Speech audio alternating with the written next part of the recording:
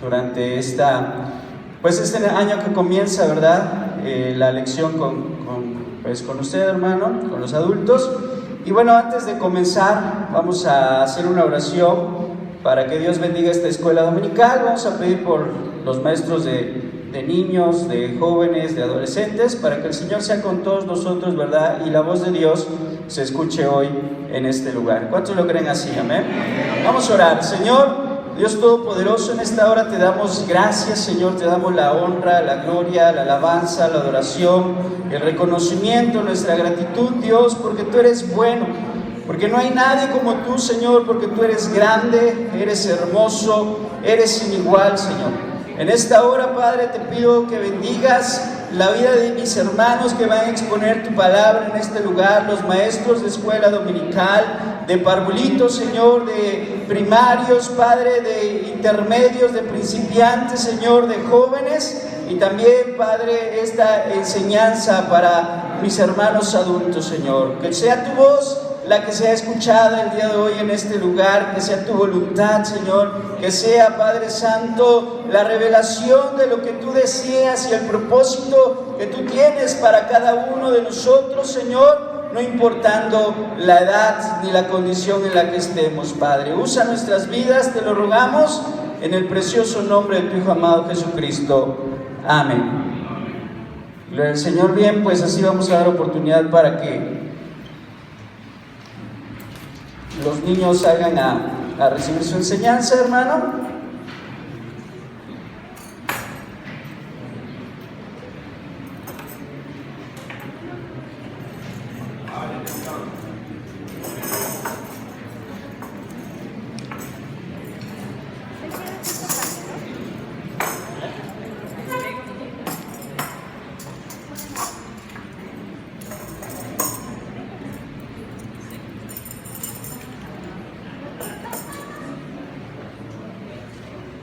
Amén, gloria al Señor.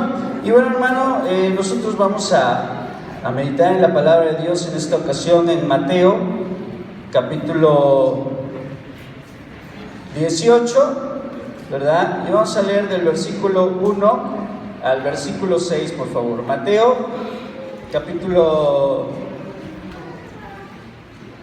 18, y daremos lectura alternadamente del versículo 1 al versículo 6. Yo le voy a invitar, por favor, que nos pongamos en pie, y posteriormente leeremos del versículo 15 al versículo 22, ¿ok? Primero del 1 al 6 y después pasamos al 15 hasta llegar al 22, por favor. Y dice así la palabra del Señor: en aquel tiempo los discípulos vinieron a Jesús diciendo: ¿quién es el mayor en el reino de los cielos?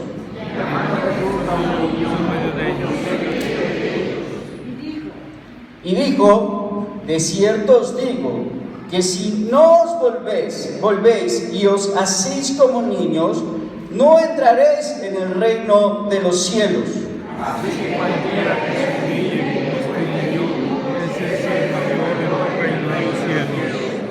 Y cualquiera que reciba en mi nombre a un niño como este, a mí me recibe. Cualquiera que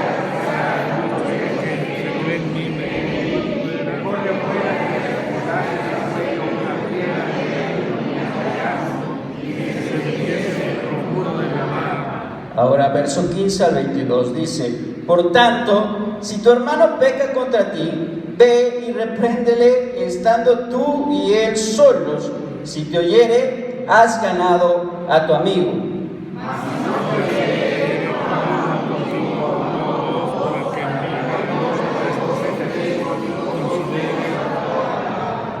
Si no los oyere a ellos, dilo a la iglesia. Y si no oyere a la iglesia, tenle por gentil y publicano.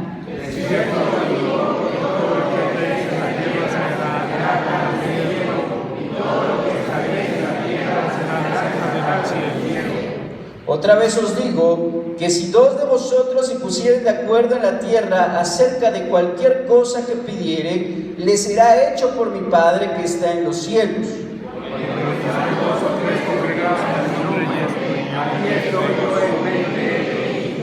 Entonces se le acercó Pedro y le dijo: Señor, ¿cuántas veces perdonaré a mi hermano que peque contra mí? ¿Hasta 7? Jesús le dijo: no te digo hasta 7, sino aún hasta 70 veces 7. Gloria al Señor. ¿Puede tomar su lugar, hermano, por favor? Y bueno, vamos a considerar la clase del día de hoy, de acuerdo al manual que estamos llevando, ¿verdad? Es el estudio número 12 y lleva por título Amar y Perdonar.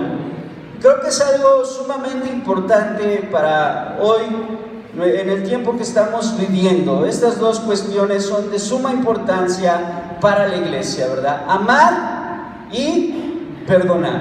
Son dos acciones que muchas veces son difíciles. Cuesta trabajo, ¿verdad? Cuesta trabajo amar al prójimo, amar, como dice la palabra del Señor, a nuestros enemigos, amar a aquel que no conocemos y que se encuentra perdido. Pero la palabra de Dios nos invita constantemente a esto, ¿verdad? A amar. Y lo segundo es perdonar. Y para otros, ¿verdad? Para muchos, si es difícil amar, a otros más se les complica el perdonar. Pero Dios, ¿verdad? Hoy quiere hablar en nuestra vida a través de este tema de amar y perdonar. Gloria al Señor. Y bueno, hermano, vamos a considerar nuestro texto de oro, el cual es Mateo 18:4. Amén. Y vamos a dar un repaso a este versículo todos juntos. Y dice así la palabra del Señor, Mateo 18:4. Dice: así que cualquiera que se humille como este niño, ese es el mayor en el reino de los cielos. Mateo 18:4. Gloria al Señor. Lo leemos nuevamente, hermano, por favor. Dice: así que cualquiera que se humille como este niño, ese es el mayor en el reino de los cielos. Mateo 18:4. Amén. Bueno, ya hace un año, ¿verdad?, que no estoy en la dominical. No sé si lo memorizan, hermano. ¿Lo seguimos memorizando? ¿Ya no? Ok. Bueno, vamos a iniciar. Anteriormente, ¿verdad?, hace 2 años, cuando todavía tuve la oportunidad de compartir, recuerdo que lo memorizábamos, ¿verdad? Y quien se lo aprendía lo decía. Pero bueno, en esta ocasión simplemente vamos a considerarlo como el texto principal, ¿verdad?, de esta lección. Y vamos a comenzar ya con la lección. Vemos que la palabra de Dios, y bueno, no solo la palabra de Dios, sino que la sociedad en general, la ciencia incluso, dice que el hombre forma parte de una comunidad, ¿sí? Todos formamos parte de una, ¿qué, hermano? Comunidad, ¿sí? Todos somos vecinos, todos en algún momento formamos un equipo de trabajo, todos, ¿verdad?, en algún momento fuimos a un salón de clases, y vemos que todas las acciones se realizan ¿en qué? En comunidad. ¿Por qué? Porque el hombre fue creado así. Dios dijo: no es bueno que el hombre esté solo. Y por lo tanto está en nuestra naturaleza, ¿verdad?, en la naturaleza humana, el querer convivir, el querer formar parte de un grupo. Todos en algún momento, ¿verdad?, veíamos a un grupito y decíamos: bueno, estos van a ser mis amigos, y empezábamos a convivir. Y parte de que estemos aquí en la congregación, ¿verdad?, Dios sabe esto, y por eso deja su iglesia, su congregación, para que sus hijos puedan, ¿qué, hermano?, puedan convivir. Todos nosotros somos hijos de Dios. Y venimos a este lugar para adorar, para exaltar, para bendecir, para escuchar la palabra, pero también es importante, ¿verdad?, que aprendamos a convivir entre nosotros, porque el hombre forma parte de una comunidad, pero no como un elemento aislado o como algo sencillamente aglutinado, unido, que está ahí, sino que al contrario, ¿verdad?, uno tiene que formar una íntima integración en nuestra comunidad. Es decir, tenemos que estar involucrados. Tenemos que estar, ¿qué, hermano? Involucrados. ¿Por qué? Porque la iglesia es la luz del mundo. Porque la iglesia es la sal de la tierra. Porque la iglesia, ¿verdad?, está en este mundo, ¿para qué? Para anunciar el evangelio de Jesucristo a los perdidos. Y entonces, ¿a dónde vamos a ir? Pues a esa comunidad, a esa sociedad, a nuestro entorno, no para aislarnos y decir, no, es que yo no me llevo con ellos porque son pecadores, yo no convivo con ellos porque no conocen a Cristo, sino al contrario, ¿verdad? Debemos de buscar esa íntima integración, de manera que nuestro testimonio, nuestra vida, impacte nuestro entorno. Gloria al Señor. Debemos aprender a hacerlo. Por eso es importante aprender a amar a nuestro prójimo. Y es importante aprender a perdonar las ofensas que muchas veces vamos a recibir por parte de ellos. Porque tenemos que buscar esa íntima integración. Y bueno, vemos que el Nuevo Testamento fija las condiciones para alcanzar esa integración de individuo y comunidad que nuestro tiempo reclama. La palabra de Dios tiene un mensaje actual, la palabra de Dios tiene un mensaje pertinente, la palabra de Dios marca las pautas y las condiciones que el cristiano debe de considerar para poder integrarse en una comunidad. Gloria al Señor. Y poder formar parte de esa íntima integración. Y el capítulo 18 de Mateo enseña mucho acerca de estas relaciones comunitarias que deben expresar el ser de la iglesia como un cuerpo de Cristo. ¿Qué somos, hermano? El cuerpo de Cristo. Y el cuerpo tiene que estar ¿cómo? Unido, coordinado. ¿Qué pasa si mi mano no se coordina con mi cuerpo? Pues se me caen las cosas, ¿verdad? O si mi pie no se coordinara con mi cuerpo, pues no podría caminar. ¿Sí? Si mi boca no se coordinara con mi cerebro, no podría comunicarme. Entonces debe de haber coordinación, debe de haber unidad, debe de haber, ¿verdad?, esa íntima relación entre nosotros. Somos el cuerpo de Cristo y Mateo 18 nos enseña, ¿verdad?, mucho acerca de este tema. Y vamos a iniciar con el primer punto. Y el primer punto, hermanos, es el reconocimiento del hermano. Amén. ¿Puede repetir conmigo, por favor? El reconocimiento del hermano. Gloria al Señor. Y dice Filipenses 2:4: no mirando cada uno, ¿por qué? Por lo suyo propio, sino cada cual también por lo de los otros. Este fácilmente podría ser el lema de la iglesia. No mirando cada cual por lo suyo propio, no mirando cada uno por lo suyo propio, sino cada cual también, ¿por qué? Por lo de los otros. Y esto es un mensaje que revolucionó, hermano, la historia.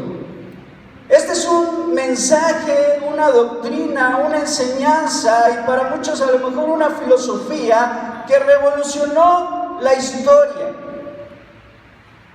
Y es el mensaje de Jesucristo, ¿verdad? Es decir, no te debes preocupar solamente por lo tuyo, sino debes de considerar también a los demás. Y vemos que la iglesia primitiva lo llevó a cabo. Había un hombre que se llamaba Bernabé, que tenía, hermanos, muchas riquezas, que tenía muchos terrenos, que tenía mucha herencia, pero dice la palabra del Señor que fue y lo vendió todo. Vendió todos sus terrenos, vendió su ganado, vendió su riqueza, su herencia, y dice que lo trajo a los pies de los apóstoles. Y los apóstoles, ¿verdad?, cuando recibieron ese dinero, empezaron a repartirlo a las viudas, empezaron a repartirlo a los huérfanos, empezaron a darle al pobre, al necesitado. Y dice el libro de Hechos que no había ningún pobre ni necesitado en la iglesia, porque esta acción conmovió a los demás y los que tenían empezaron a dar y se empezaron a desprender. Y empezaron a ver por el huérfano, y empezaron a ver por la viuda, y empezaron a ver por el pobre. ¿Por qué? Porque dice la palabra de Dios, no mirando cada uno por lo suyo propio. A Dios no le agrada el egoísmo en nuestra vida, el egocentrismo, no mirando cada uno por lo suyo propio, sino cada cual también, ¿por qué? Por lo de los otros. ¿Has mirado a tu hermano que está a tu lado? ¿Sabes si tiene alguna necesidad? ¿Sabes si está pasando por un problema económico? ¿Sabes si se ha enfermado en estos días? No debemos mirar, ¿verdad? Muchas veces nos preocupamos mucho por lo que nosotros tenemos y lo que queremos alcanzar, pero la palabra de Dios dice, también debemos considerar que a los otros. Gloria al Señor. Bien, y no solamente en la iglesia, hermano, también allá afuera. Dice Mateo 18:1, en aquel tiempo los discípulos vinieron a Jesús diciendo, ¿quién es el mayor en el reino de los cielos? Dice la palabra del Señor, en aquel tiempo. De acuerdo al contexto, se refiere cuando Jesús empieza a enseñar a sus discípulos que Él va a morir. Lo vemos en Mateo 17:22. Dice, estando ellos en Galilea, Jesús les dijo, el Hijo del Hombre será entregado en manos de los hombres y le matarán, mas al tercer día resucitará. El Señor empieza a preparar a sus discípulos y les empieza a decir cuál es el propósito por el cual viene Él. Y les dice, miren, yo voy a ir a la cruz, yo voy a morir, yo voy a entregar mi vida, voy a ser sacrificado, voy a ser entregado en manos de pecadores, ¿verdad? Van a hacer de mí lo que se les antoje y el Hijo del Hombre va a padecer. Dice, en aquel tiempo, cuando el Señor les estaba diciendo estas cosas, los discípulos no le estaban prestando atención. Los discípulos se estaban preocupando y conversaban entre ellos, bueno, ¿y quién va a ser el mayor de nosotros? ¿Quién va a ser el mayor? Y Pedro, ¿verdad? Seguramente impulsivo decía, yo voy a ser el mayor, porque soy el primero que hablo, porque soy, ¿verdad?, el primero que responde, porque yo caminé sobre las aguas. Y Juan decía, ¿cómo vas a ser tú el mayor si yo me recuesto en el pecho del Señor y escucho su corazón y Él me deja y me abraza y ahí estoy por horas en el pecho del Maestro?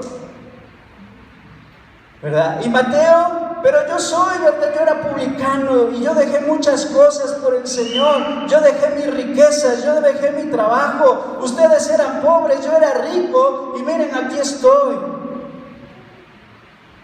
Y Judas, ¿verdad? El celote, pero yo, ¿verdad? Combatía a los romanos. Y podemos imaginarnos esa escena cuando los discípulos, ¿en qué estaban preocupados? ¿Quién iba a ser el mayor? Jesús les estaba diciendo, ¿saben qué, amigos? ¿Saben qué, mis hermanos?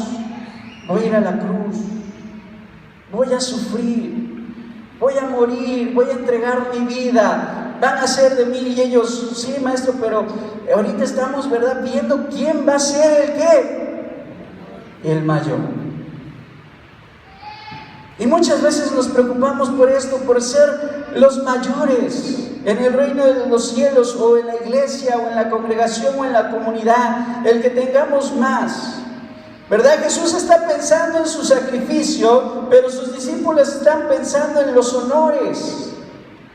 Él está pensando en su muerte, pero ellos están pensando en cosas banales.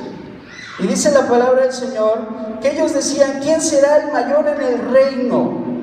¿Verdad? Reino significa la comunidad de la iglesia, pero seguramente en la mentalidad de los discípulos no pensaban en términos espirituales, sino ellos pensaban en un reino terrenal. Ellos ya se veían, ¿verdad?, sustituyendo a Jesús al emperador romano, y a lo mejor Pedro quitando a Poncio Pilato, y Juan, ¿verdad?, derrocando a Herodes. Y ellos tomando esas posiciones de honor, de gloria, de poder terrenal. Y no entendían, ¿verdad?, el mensaje de Jesucristo. Vemos que Dios no nos invita a eso. ¿Y qué hizo Jesús? En el versículo 2 dice, y llamando Jesús a un ¿qué? a un niño. Jesús los ve, Jesús los observa, Jesús, ¿verdad?, está atento a sus discusiones, y el maestro de maestros, ¿verdad?, le habla a un niño que se encontraba seguramente ahí entre la multitud, y le dice: ven. Y dice la palabra del Señor que llamando a un niño, lo puso en medio de ellos. Y puso ahí, ¿verdad?, a ese infante en medio de sus discípulos. Este niño le serviría para ilustrar el verdadero espíritu, hermano, que debe de caracterizar al discípulo: el candor, la dependencia, la humildad. Veamos el verso 3. Pone al niño en medio y les dice: de cierto os digo que si no os volvéis y os hacéis como, ¿qué, hermano? Como niños, no entraréis en el reino de los cielos. Jesús los ve discutir, Jesús los ve pelear, Jesús ve sus corazones, sus intenciones. Llama al niño y le dice: mire, si ustedes no se vuelven como este niño, si ustedes no se hacen como este niño, no podrán siquiera entrar. Ellos están pensando en lugares y Jesús les está diciendo: espérense, ustedes ya están pensando en qué lugar van a recibir. Primero deben asegurar que van a poder entrar en el reino. ¿Cómo van a poder exigir un lugar si ni siquiera, ¿verdad?, han entendido de qué se trata el reino de los cielos? No han entendido de qué se trata el evangelio, no han entendido de qué se trata mi mensaje. Les dice Jesús: ¿cómo vas a exigir un lugar? Primero preocúpate por poder entrar en el reino. Gloria al Señor. En vez de disputar sobre cuál ha de tener el puesto oficial más alto en el cielo, harían bien, y muchos de nosotros haríamos bien, en asegurarnos de entrar siquiera en el reino. ¿Realmente pertenecemos al reino? ¿Realmente estamos llevando a cabo, verdad, el evangelio de Jesucristo? ¿Realmente, verdad, formamos parte del reino de Dios? Antes de preguntarnos, ¿verdad?, ¿qué corona me dará el Señor? ¿Qué puesto tendré en el cielo? ¿Cómo será mi mansión? ¿Cómo tendré ese cuerpo glorificado? Antes de pensar en eso, dice el Señor: asegúrate primero de que vas a tener un lugar en el reino. Porque, hermano, podemos predicar, podemos orar, Dios puede sanar gente a través de nuestro ministerio. Las almas pueden convertirse a través de nosotros. Pero la palabra de Dios dice que muchos llegarán ese día y le dirán: maestro, en tu nombre echamos fuera demonios. Maestro, en tu nombre sanamos enfermos. Maestro, en tu nombre predicamos y se convirtieron. Y Él les dirá: apartaos de mí, hacedores de maldad, porque no los conozco. ¿Por qué, hermano? Porque muchas de esas cosas suceden por la misericordia de Dios, no por la persona, ¿verdad?, que ministra. No podemos vivir en pecado y ministrar en este lugar.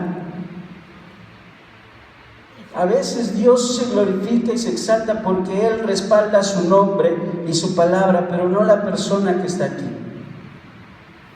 Gloria al Señor. Muchos creen que porque sanan, porque predican, porque evangelizan, pero viven, ¿verdad?, en algún pecado, Dios los va a perdonar. No, hermano, no te equivoques. Dios no puede ser burlado. Dios no puede ser, ¿qué, hermano?, burlado. Gloria al Señor. Primero asegurémonos de entrar. Aseguremos que nuestro lugar en el reino. Gloria al Señor. Y después, entonces, sí, ya podremos a lo mejor preocuparnos por la corona que vamos a recibir. Amén. Entonces es algo sumamente importante, hermanos, el asegurarnos primero. Y Dios pone este ejemplo y le dice: miren, ¿en qué sentido hay que volverse o hacerse como niños? Dice: miren, tienen que usarse ustedes como niños. Tienen que volverse como niños. ¿Cuál es el punto exacto de esa comparación? Ahí vemos la imagen de un niño, ¿verdad? En la diapositiva. ¿Qué características, hermano, tiene un niño? La inocencia. ¿Qué más? Genuino, muy bien, hermana, genuino. ¿Perdón? Humildad, muy sumamente importante. Dependencia, gloria al Señor. ¿Qué más? Amoroso, gloria al Señor. Y todas estas cualidades, ¿verdad? Creo que todos los que hemos tenido la oportunidad de tener hijos y los hemos visto crecer y en su niñez, nos damos cuenta de estas características que tienen los niños. Vemos que en la cultura judía el niño era considerado, en aquel tiempo, hermano, en el tiempo de Jesucristo, el niño era considerado casi sin valor. En la cultura judía del tiempo de Jesucristo, un niño era considerado alguien casi sin valor, alguien que no podía opinar, alguien que no podía hablar, alguien que no podía tomar decisiones, alguien que sí lo teníamos ahí porque es nuestro hijo, pero no tenía ninguna importancia dentro de la cultura judía, casi sin valor. Y Jesús, viendo que están preocupándose por el rey, por el ser mayores, llama a un niño y lo coloca delante de ellos. Y vemos que un niño, ¿verdad? Perdón, déjenme regresar a la diapositiva en la que no estábamos. Es esta. Un niño, hermanos, es sencillo, ¿cierto? Los religiosos de aquel tiempo habían complicado todas las cosas, pero un niño no se complica. ¿Cómo es un niño? Es muy sencillo, ¿verdad? Luego nos preocupamos por los reyes. ¿Qué le vamos a comprar a nuestra hija? ¿Qué le vamos a comprar a las niñas, verdad? Y vamos y compramos un juguete bien caro. Y ya se lo damos. ¡Ah, qué bonito lo jugó! ¿Y sabe con qué termina jugando el niño? Con la caja, ¿verdad? Y la caja la guarda y el juguete botado por allá, sucio, pero la caja, le gustó la caja porque hace ruido, porque es vistosa. Un niño es sencillo, ¿sí? No te pide cosas complicadas. Con una caja, incluso hasta de cereal, un niño se puede divertir. Un niño es perdonador, hermano, ¿sí? Yo lo veo con mis hijas que se pelean, se hacen cosas, ¿verdad? Uno la regaña, hey, tú no le pegas a la niña grande, tú chiquita, compórtate. Y a los 30 segundos ya se están abrazando, ya están acostadas, ya están, ¿verdad? Ya se perdonaron, aunque un minuto anterior se hayan jalado el cabello. ¿Sí? ¿Por qué? Porque los niños, ¿cómo son, hermano? Perdonan. No guardan rencor. Ellos les regañas, les pegas, los corriges y a los 5 minutos ya, papi, ¿verdad? Son perdonadores. Un niño es sincero y a veces hasta se pasan de sinceros, ¿verdad? No queremos que digan las cosas y ya nos desbarrancaron, ¿sí? ¿Por qué? Porque son sinceros. Son sinceros, no mienten. Dicen por ahí que los niños y los borrachos no mienten, ¿verdad? Bueno, nada más hablemos de los niños. Los niños no mienten. ¿Por qué? Porque un niño es sincero, hermano. Un niño también es transparente. Un niño no se va a estar preocupando, ay, que no me ven triste. Está deprimido y con una sonrisa, ¿verdad? No. Un niño es que, hermano, si el niño está triste, lo ves triste. Si el niño está contento, está, ¿verdad?, riendo, jugando. Si un niño está enfermo, está en la cama, es transparente. Puedes ver su estado de ánimo con el simple hecho de ¿qué? De observarlo, porque son transparentes. ¿Cuántos de nosotros tenemos estas características? Muchas veces aquí damos una cara y allá afuera somos otros. Somos transparentes, somos sinceros, hermano, perdonamos con facilidad, somos sencillos. Dice la palabra del Señor, primero preocúpate por entrar ser como un niño y ya después te preocupas, ¿verdad?, por lo que viene de más. Entonces tenemos que aprender a ser como ¿qué, hermano? Como niños, seguir el ejemplo de los niños. Verso 4 dice: así que cualquiera, ¿qué dice la palabra de Dios, hermano? Cualquiera que se humille como este niño, ese es el mayor en el reino de los cielos. Ellos se preguntaban: ¿quién, Señor? ¿Quién va a ser el mayor? Y el Señor le dice: a ver, espérense, va a ser cualquiera. Es decir, todos, ¿verdad? No hay uno quien sea el mayor. En el reino de los cielos solamente el mayor es Dios. El mayor es Jesucristo. Amén. El mayor es el Espíritu Santo. La Trinidad es el mayor. Él es el que gobierna sobre todos. Gloria a Dios. Y después de Él no hay nadie. Dice la palabra de Dios: cualquiera. No hay uno que sea el mayor. Todos o muchos pueden ser mayores. Dice: cualquiera que se humille como este niño va a ser el mayor en el reino de los cielos. Porque ¿sabe qué, hermano? Nadie es mayor en el reino de Dios. Todos somos iguales. Dice la palabra de Dios: porque no hay judío, no hay griego, no hay gentil, no hay moreno, no hay güerito, no hay rico, no hay pobre, no hay estatus social en el reino de los cielos. Todos delante de Dios somos iguales. Gloria a Dios. ¿Por qué, hermano? Porque ante la grandeza del Señor, ante la gloria de Dios, ante su majestad del Rey, todas las desigualdades humanas se desvanecen. No hay nadie que se pueda comparar a Dios. Podrás tener mucho dinero, podrás ser muy guapo, podrás tener mucha conversación, pero delante de Dios y delante de la grandeza de Dios no hay, ¿qué, hermano? Comparación.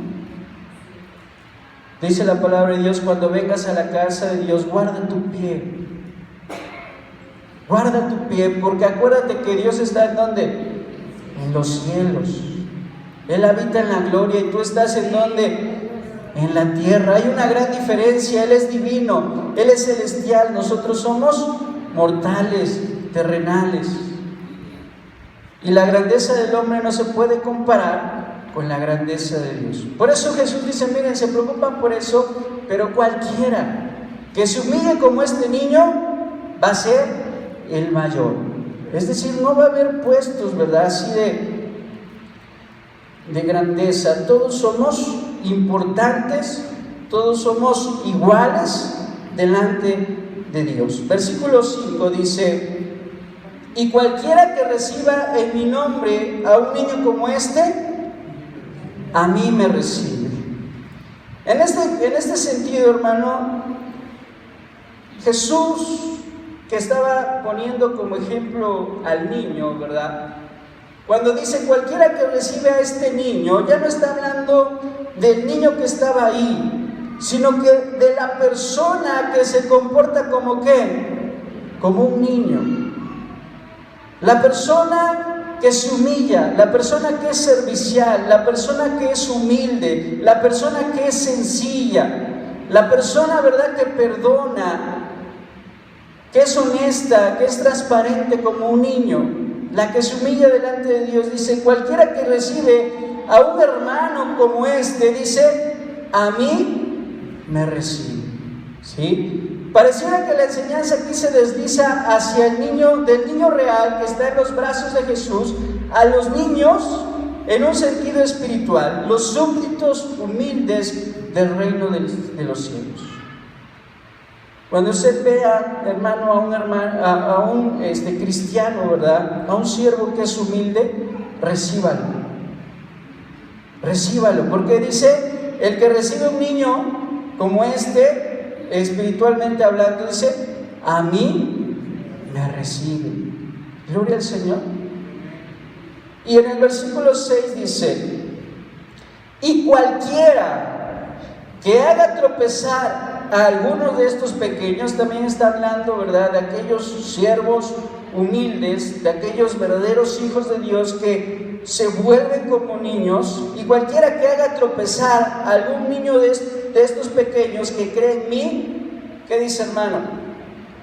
Mejor le fuera que se colgase del cuello una piedra de molino de asno y que se hundiese en lo profundo del mar.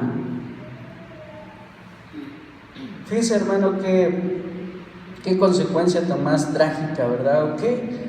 A Jesús le escandaliza el hecho de que alguien de la comunidad o de la congregación pueda hacer tropezar o pueda hacer caer a un hermano humilde, sencillo, que es como niño, que llega con ese primer amor, con esa inocencia, con esas ganas de servir. Dice, pero cualquiera que lo haga tropezar, aquel que cree en mí, mejor que se amarre una piedra de molino al cuello, que la aviente al mar y que se hunda con ella. Debemos de tener mucho cuidado, hermano. El tropiezo más grande que podemos poner en el camino de alguien es el de los conflictos internos que matan el amor.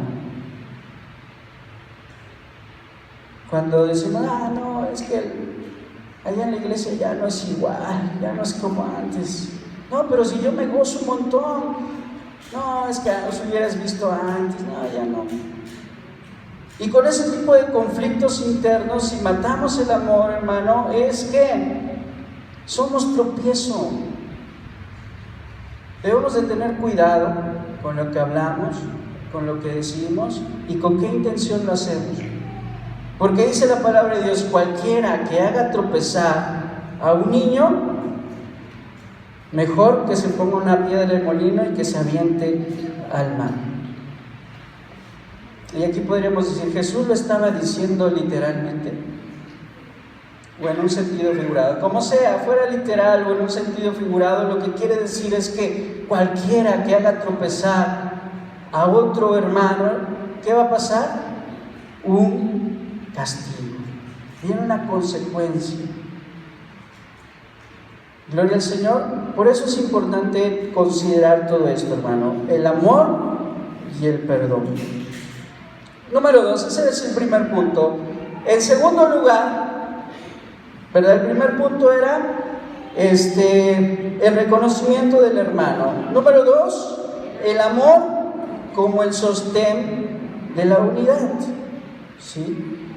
Por ahí hay una frase que dice, perdono, pero no olvido. ¿Sí la ha escuchado, hermano? ¿Sí? Esa la dijo un filósofo, bueno, aquí en la enseñanza venía el nombre. Un francés de apellido Guizot fue el que introdujo este concepto de que puedes perdonar, pero nunca debes olvidar. Debes perdonar, pero nunca debes olvidar. Y esta es una filosofía humana que va en contra de lo que enseña la palabra del Señor. Dice, perdono, pero no olvido. ¿Qué dice Isaías, por favor, 43:25? Si alguien lo puede leer, le agradeceré que lo haga, por favor. Yo soy el que borro tus rebeliones por amor de mí mismo y no me acordaré de tus pecados. Gracias. Imagínense que Dios dijera, te perdono, pero no voy a olvidar lo que hiciste. Pues imagínense cuando estuviésemos en el trono blanco. Bueno, fuiste perdonado, pero mira, y ahí saca todas las listas, toda la lista de todo lo que hiciste. Mentiste, hurtaste, maltrataste, hiciste chismes, hiciste caer, y todo lo que hicimos, hermano, adulteraste, fornicaste, te embriagaste, que estuviera esa lista, ¿verdad? Qué terrible sería. Pero ¿qué hace Dios? Dice, yo borro todo lo que tú haces. ¿Y qué dice? Por amor a mí mismo, y no me acordaré. No me acordaré, yo voy a olvidar. Dice, yo deshice como nube tus rebeliones y como niebla tus pecados. Gloria al Señor, porque el Señor cuando nos perdona, el Señor borra. El Señor cuando perdona, deshace. El Señor cuando perdona, olvida. Gloria al Señor, y empezamos de nuevo, una hoja blanca. Un nuevo comienzo, una nueva vida, un nuevo inicio, una nueva oportunidad. Y el Señor nos trata como si nunca hubiésemos cometido un pecado. Y el Señor nos restaura, nos levanta, nos ama, nos bendice, aunque hubiésemos cometido el más grande pecado en contra de Él o de su iglesia. Cuando Él nos perdona, nos limpia. Gloria al Señor. Pero ¿por qué entonces cuando nosotros decimos que perdonamos, no olvidamos? Y sí, lo perdoné, pero no le hablo. Ya no le hablo porque en el 2000 ni me dio la mano, no me saludó el hermano. Ya tiene más de 25 años. Pero ¿te acuerdas que te ofendió el hermano? No, me dejó la mano estirada, estaba ya así. Se fue el hermano. No, ya ni le habla al hermano. Debemos aprender a qué, hermano, a perdonar. Sí, eso es la menor ofensa. Hay quienes verdaderamente sí han sido ofendidos, y es lo que vamos a ver. Dice el verso 15 de Mateo 18: por tanto, si tu hermano peca contra ti, si tu hermano ¿qué? Peca contra ti. El texto indica una posibilidad real. Puede ocurrir que un hermano realmente te ofenda, que un hermano realmente peque contra ti. ¿Cierto? Sí, puede ser. Puede ser que mi hermano, ¿verdad?, aquí de la congregación, de la iglesia, discípulo de Cristo, cristiano y todo lo que usted quiera, puede que realmente ese hermano nos ofenda. Dice, peque contra ti. Si tu hermano peca contra ti, existe, Jesús está diciendo, existe una posibilidad real de que seas ofendido por un discípulo, un seguidor de Cristo, un cristiano. ¿Sí? Pero ¿qué vamos a hacer cuando ocurran este tipo de situaciones? En primer lugar dice, contra ti, verso 15, ve y repréndele estando tú y él, ¿cómo, hermano? Solos. Ve y repréndele estando tú y él solos. Me ofendió el hermano, ¿verdad? Habló mal de mí, esparció un chisme de mí, ¿verdad? Dijo que me vio saliendo de la cantina, no sé, cualquier ofensa, ¿verdad? Que hayan a lo mejor un chisme. ¿Qué es lo primero que tienes que ir a hacer? Buscar al hermano y hablar con él. Dísele, oye, hermano, me enteré que estás diciendo chismes de mí. Lo que tú dices no es verdad. Quiero asegurarme si realmente tú estás esparciendo esos chismes. Y a lo mejor él dice, a lo mejor en ese momento dice, sí, mira, la verdad es que discúlpame, vinieron, me dijeron, yo lo creí, yo fui al pastor y le dije, ¿sabe qué, pastor? Este hermano anda así, yo fui. Y a lo mejor en ese momento hay una reconciliación, ¿verdad? Eso es lo que debemos de buscar. ¿Qué debemos de buscar en la iglesia, hermano? La reconciliación, el perdón. ¿Sabe qué, hermano? Bueno, me ofendiste. Y al otro que le corresponde, mira, te ofendí, perdóname, me ofendiste, te perdono, y ahí queda. Ese sería, ¿qué, hermano? El mejor de los casos. Si alguien me ofende, voy con quien me ofendió, hablo a solas con él, tratamos de llegar a una solución. Si él acepta y yo acepto sus disculpas, borramos y continuamos en amor. Gloria al Señor. Eso sería lo ideal. No es fácil, no digo que sea fácil, pero es lo que nos enseña la palabra del Señor. Amén. Ahora, ¿qué pasa si ese hermano que te ofendió dice, no, ¿sabes qué? Yo no te voy a pedir disculpas porque la verdad me caes re mal, ¿verdad? Y empieza a hacer el problema más grande. Verso 16. Mas si no te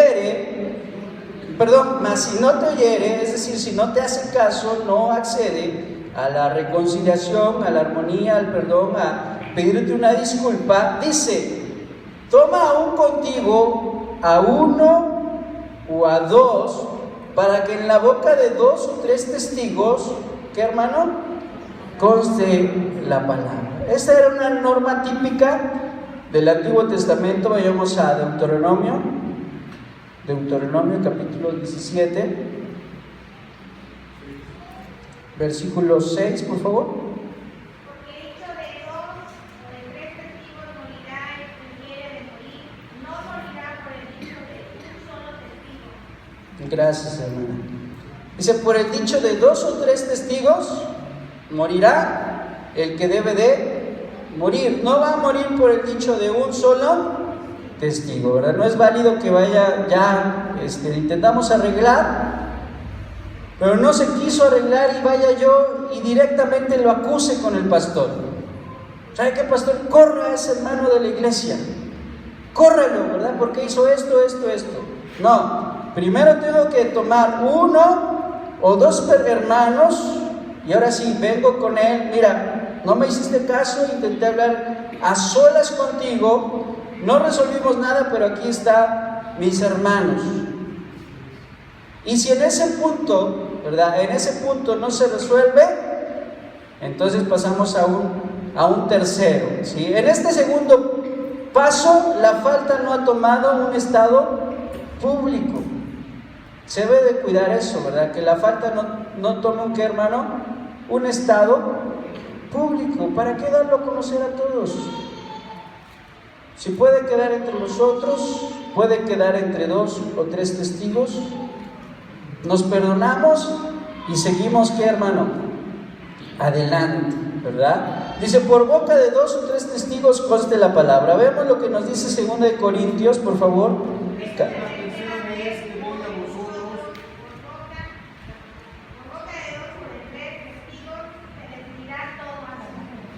Gracias, hermano. Dice aquí el apóstol Pablo, gracias, hermano, también. Por boca de 2 o 3 testigos se decidirá todo asunto. Había un problema ahí grave en la iglesia. Pablo dice, ya esta es la tercera vez que voy a ir a revisar este asunto, pero por boca de 2 o 3 testigos se va a decidir. Gloria al Señor. Entonces nunca debemos de acusar sin tener evidencias, pruebas y testigos. ¿Y qué pasa, hermanos, si aún pese a estas acciones no se llega al perdón o la reconciliación? Dice, verso 17, si no los oyere a ellos, dilo a la iglesia. Y si no oyere a la iglesia, entonces tenlo por gentil y publicano. Ya fui con 2 o 3, no me escuchó, entonces ahora sí, pastor, iglesia, está esta situación. Y la iglesia va a tratar de ¿qué? De hacer que se reconcilie, ¿cierto? ¿Qué es lo que busca Jesús con esto, hermano? Que haya armonía, que haya perdón, que se limen esas asperezas, que no haya esos rencores, ese odio.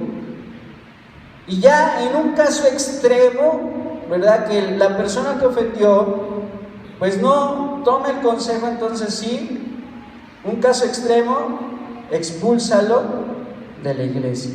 Expúlsalo. Si tenlo por gentil o publicano. Entonces, algo muy importante. Vemos que aquí Jesús pone como máximo consejo y máxima autoridad no a un hombre, no a un papa, no a un obispo, no a un concilio, ¿verdad? No a una alianza o un presbiterio, sino que Él pone como máxima autoridad la que puede tomar la última decisión. ¿A quién? A la iglesia. ¿verdad? No dice formen un concilio, formen no, si ya fueron boca de 2 o 3 testigos, entonces expone el asunto en la iglesia. ¿Y quién debe tomar la decisión? La iglesia de Jesucristo. La iglesia de Dios, hermano. Dice, si no lo oyeres, dilo a la iglesia, y si no, tenlo por publicano y gentil. Verso 18. De cierto os digo que todo lo que atéis en la tierra será atado en el cielo, y todo lo que desatéis en la tierra será, ¿qué, hermano? Desatado en el cielo. Esto quiere decir que todo lo que el pueblo de Cristo, el cuerpo de Cristo reunido en congregación o iglesia organizada resuelva, será sancionado en el cielo. Vean la autoridad que se le delega a la iglesia. Dice, todo lo que atares en la tierra, ¿qué? Será atado en el cielo, y todo lo que desatares en la tierra será, ¿qué? Desatado en el cielo. Lo que como congregación, lo que como unidad de cuerpo de Cristo, como iglesia, ¿verdad?, se llegue a acordar, si hay una sanción, dice, también se hará la sanción, ¿dónde? En el cielo.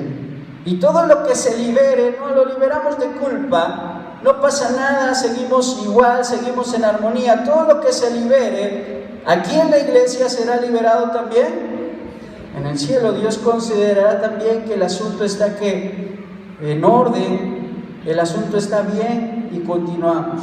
Gloria al Señor. Y muchos podríamos pensar en qué se basa esta autoridad, y de acuerdo al contexto lo vamos a ver en el versículo 19. Vea, dice, no se trata de conceder a una persona en particular decidir sobre qué asuntos o aspectos del comportamiento humano puede atar o desatar. No es una sola persona sobre la que recae esta responsabilidad. Esta responsabilidad cae sobre ¿qué, hermano? La iglesia, el cuerpo de Cristo. Gloria al Señor. Entonces eso de que el ser humano, el hombre, puede perdonar o puede condenar, está completamente descartado. Hablo de una sola persona, nadie puede hacer eso, ¿verdad? Continuamos y vemos el verso 19, que nos da más luz acerca de este tema, que para algunos puede ser complejo. Dice, otra vez os digo que si 2 de vosotros se pusieren de acuerdo en la tierra acerca de cualquier cosa que pidieren, le será hecho por mi Padre que está en los cielos. El que Dios apruebe lo que dictamine la iglesia en un caso de disciplina depende del hecho de que lo que se pide se hace de acuerdo a la voluntad de Dios. Vea, dice, cualquiera de vosotros se pusiera de acuerdo en la tierra acerca de cualquier cosa, le será hecho por mi Padre. Verso 20, porque donde están 2 o 3 congregados, ¿en qué? En mi nombre, ahí estoy yo en medio de ellos. ¿Por qué la iglesia tiene esta autoridad?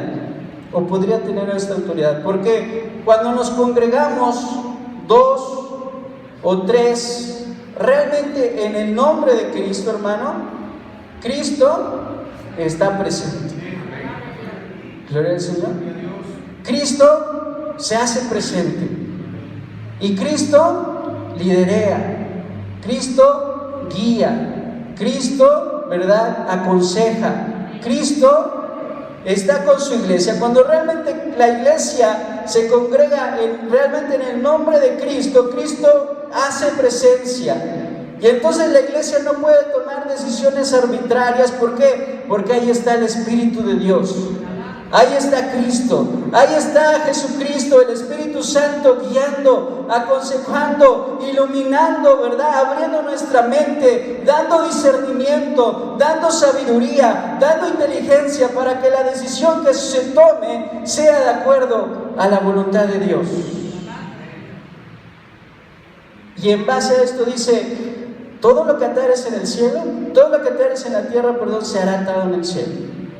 Y todo lo que desatares en la tierra también será desatado en el cielo. ¿Cuándo? Cuando 2 o 3 se congreguen en mi nombre. Porque cuando 2 o 3 están congregados en mi nombre, ahí estoy yo en medio de ellos. Gloria al Señor. ¿Quién nos da esa autoridad? ¿Quién nos da nos concede ese privilegio? La presencia de Cristo. Porque Cristo es la cabeza. Gloria al Señor. Nosotros solamente somos ¿qué? Cuerpo. Somos una extensión. Somos parte. Pero ¿quién está arriba, guiando, coordinando, dirigiendo? Cristo. Gloria al Señor. Cristo, hermano. Entonces, por eso, estos versículos que dicen: todo lo que atares en el cielo será atado, y todo lo que desatares también será desatado, porque Cristo está con nosotros. Amén. Verso 20. Aquí está la clave de todas las declaraciones que parecían tan absolutas, ¿verdad? Las declaraciones que leímos en los versículos anteriores parecían que daban libertad absoluta a la iglesia. Pero solamente Dios va a atar o desatar de acuerdo con la resolución de la iglesia, cuando Cristo ha estado en medio de ella dirigiendo la resolución. Gloria al Señor. Pero si no está Cristo, hermano, podemos hacer y decir muchas cosas. ¿Y podría Cristo estar afuera de su iglesia? Bueno, nosotros decimos que no. Pero el mensaje a las iglesias dice: he aquí yo estoy a la puerta. ¿Verdad? Jesús le dijo a una iglesia: he aquí yo estoy a la puerta y llamo. Y muchos hemos interpretado ese texto diciendo que Jesús está a la puerta del corazón. Pero el mensaje va dirigido a una iglesia. Y se está refiriendo a la puerta de la iglesia. Porque Jesucristo, aunque era la iglesia de Jesucristo, Él no estaba en la iglesia. Él estaba afuera de la iglesia. Y dice: miren, yo estoy ahora a la puerta llamando, porque me han sacado. Porque no han sido como niños, no han seguido mis enseñanzas. Por lo tanto estoy a la puerta y llamo. Y si alguno oyere mi voz y abriré la puerta, yo entraré en él, cenaré con él y él conmigo. Está hablando de la puerta de la iglesia. Se dice que una ocasión, ¿verdad?, había un hombre de color que estaba afuera de una iglesia llorando. Y en ese llega un hombre y le toca por el hombro y le dice: ¿qué pasó? ¿Por qué estás tan triste? Dice: estoy muy triste porque no me permiten entrar a ese lugar. Y el personaje le dice: no te preocupes, hijo, a mí también me han sacado. Y en la iglesia había un letrero que decía: en esta iglesia no se permite la entrada a gente de color. Era una iglesia cristiana racista. ¿Puede existir una iglesia cristiana racista? No, hermano. Ok, a lo mejor se da, pero no es una iglesia de Cristo. No están predicando el amor de Cristo. La pregunta es: ¿está Cristo en ese lugar? No, ¿verdad? No estaba Cristo en ese lugar. Entonces debemos de asegurarnos de la presencia de Jesús en este, ¿qué, hermano? En este lugar. Gloria al Señor. Porque donde están 2 o 3 congregados en mi nombre, ahí estoy yo en medio de ellos. ¿Cuántos dan gloria a Dios por la presencia de Dios aquí? ¿Cuántos pueden alzar la mano y decir: hermano, yo en este lugar siento la presencia de Dios? Gloria al Señor, porque yo lo creo, lo he sentido, y yo sé que usted también. Y debemos buscar más esa presencia. Buscar más esa presencia en nuestra vida, hermano. Gloria al Señor. Mientras sintamos la presencia de Dios, las decisiones que tomemos como iglesia, podemos tener la certeza de que estamos ¿en qué? En lo correcto. Gloria al Señor, porque Jesús es el que guía. Jesús es el que guía a la iglesia, hermano. Él no se olvida de nosotros. Él está presente en su iglesia. Yo sé que en este año va a estar aún más presente si nosotros le buscamos. Gloria al Señor. Y el verso 21, ya vamos a ir concluyendo, ¿verdad? Versículo 21. Dice, entonces se le acercó Pedro y le dijo, Señor, ¿cuántas veces perdonaré a mi hermano que peque contra mí? ¿Hasta 7? Vemos que aquí el apóstol dice, bueno, Jesús está hablando acerca de buscar el perdón, buscar el amor, buscar la reconciliación entre nosotros. Y él está preocupado por esta situación y dice, bueno, ya me dijiste que lo perdone 1 cuando estamos solos, lo perdone 2 cuando 2 o 3 están, lo perdone 3 cuando llevamos a la iglesia, ¿sí? Pero dice aquí, ellos entendían, ellos estaban en ese momento entendiendo que realmente expulsar a alguien de la iglesia iba a ser complicado. Porque Dios nos manda, ¿qué? A la misericordia. Dios nos pide, ¿qué de nosotros, hermano? Misericordia. En el Antiguo Testamento Dios le dice al pueblo, ¿saben qué? Estoy hastiado de los becerros, estoy hastiado de los carneros, de la grosura, de los sacrificios que ustedes hacen. Lo que yo quiero es misericordia. Que vean por el huérfano, que vean por la viuda, que vean por el necesitado, que vean por el hambriento, que perdonen, que aman. Eso es lo que yo deseo y anhelo. ¿Cuántos dan gloria al Señor? Entonces, si Dios es misericordioso con nosotros, nosotros debemos también ser, ¿qué? Misericordiosos. Ser como niños. Si un niño perdona, yo tengo que ser como un niño. Perdonar, olvidar y seguir jugando, seguir adelante. Gloria al Señor. Entonces se le acerca a Pedro, porque Pedro entiende esto y le dice, bueno, entonces ¿qué? ¿No hay un límite? Y le dice, ¿cuántas veces debo perdonar a mi hermano Jesús que peque contra mí? 7. ¿Y cuál es la respuesta de Jesús?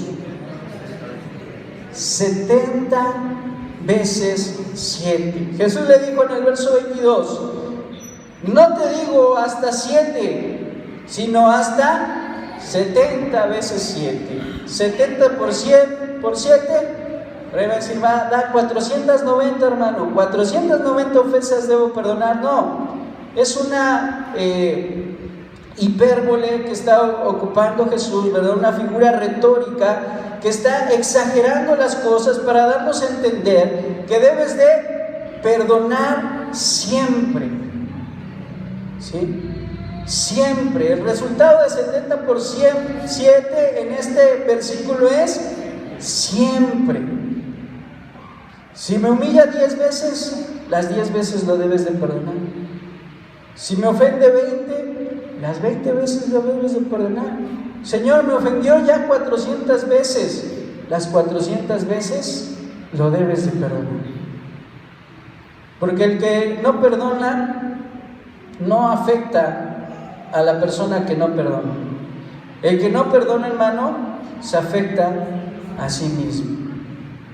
Porque el que no perdona llena su corazón de odio, de rencor, de venganza, de amargura, de tristeza, resentimiento, odio, depresión, angustia por ver que al otro le va bien y a mí no. No dañas a la otra persona si tú no perdonas. Te dañas a ti mismo. Y ¿sabes qué también? Dañas a la iglesia de Jesucristo. Aprende a perdonar las ofensas. ¿Cuántas veces? Siempre. Señor, pero ya me humillaron mucho. Siempre. Siempre debemos aprender ¿a qué? A perdonar. Dice Jesús, no te digo hasta 7.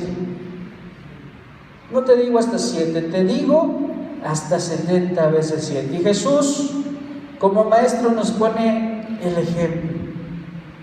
Jesús, como el gran maestro, nos pone, ¿qué, hermano? El ejemplo. Y a mí me admira saber que a Jesús, ¿verdad?, lo abofetearon, le desfiguraron el rostro, lo escupieron, Lo desnudaron, hermano. Jesús caminó desnudo. Murió desnudo en la cruz, ¿verdad? Los latigazos que le dieron le destrozaron todo su cuerpo. Dice, quebrantado estoy y contar puedo todos mis huesos, decía, ¿verdad?, el salmista del sacrificio de Jesús. Dice, no hay parecer en él ni hermosura, le veremos más inatractivo para que le deseemos, completamente, ¿verdad?, desfigurado, torturado, con una corona de espinas, con una lanza en su costado, atravesándole, clavos, ¿verdad?, punzando sus manos y sus pies, agonizando, sediento, desvelado, no había dormido en toda la noche porque había orado, y desde la madrugada lo estuvieron golpeando hasta las 3 de la tarde. Y Jesús dice, Padre, perdónalos, porque no saben lo que hacen. Y en esa oración Jesús estaba, ¿qué? Perdonando los golpes, las palabras, todo, hermano, lo que le hicieron. Estaba perdonando. A nosotros no nos van a hacer eso, hermano. Sí, existe la posibilidad de que alguno de nosotros peque o pequemos en contra de un hermano, pero debemos aprender a, ¿qué, hermano? A amar y a perdonar. Consideremos a los demás, considerando cada cual no lo suyo propio, sino a los otros. Gloria a Dios. Y con eso terminamos, hermanos. Vamos a ponernos de pie y vamos a dar gracias a Dios